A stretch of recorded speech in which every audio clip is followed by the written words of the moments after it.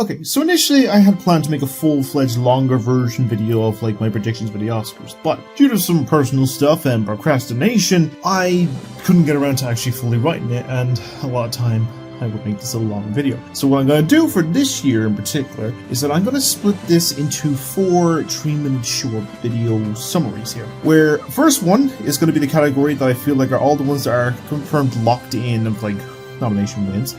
Second is the area I kind of not too much information on or have too much of an idea on, which is maybe the documentary and shorts. The third one is going to be the technical side of stuff, so like the editing and cinematography and all the costume stuff. And the fourth one is the acting category stuff. So we're kind of balancing into 3-minute pieces apart. So we're going to start with the first one, and I'm going to start with the first video that apparently, category that the Academy seems to hate, and that is the animated feature one. And in the case if somehow magically this doesn't win, I will be surprised if K-Pop Demon Hunters isn't the locked-in winner for animated feature. I know the only one that didn't win was at the BAFTAs, but it wasn't nominated, and that went to Zootopia 2, which I see as the runner-up, but I feel like in the case that's probably the best chance of winning that one. Same thing in the case for K-Pop also winning Best Original Song for Golden, because I feel like that's probably the strongest one of this year.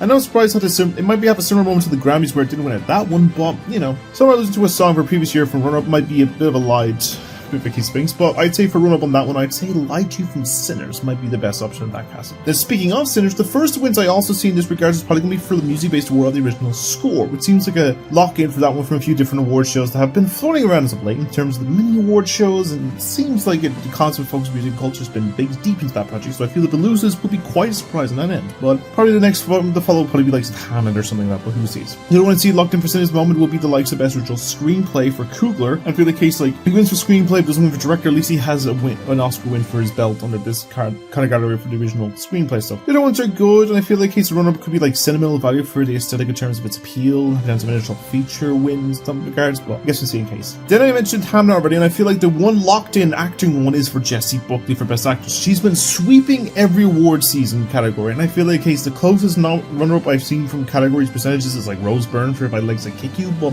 I guess we can see in case, but I'd be surprised if Buckley doesn't win. I know there's a whole controversy with a cat, but I think there's a little similar thing. And the last one I feel locked in is the case, and I'll be surprised in this regard to stuff, visual effects, Avatar. I think in the case like the thing, I don't know what else could really have a chance of going up against that, but it could be anything. But I'd see Avatar probably win for visual effects. I'd be surprised if it doesn't, but the previous two did, so who knows.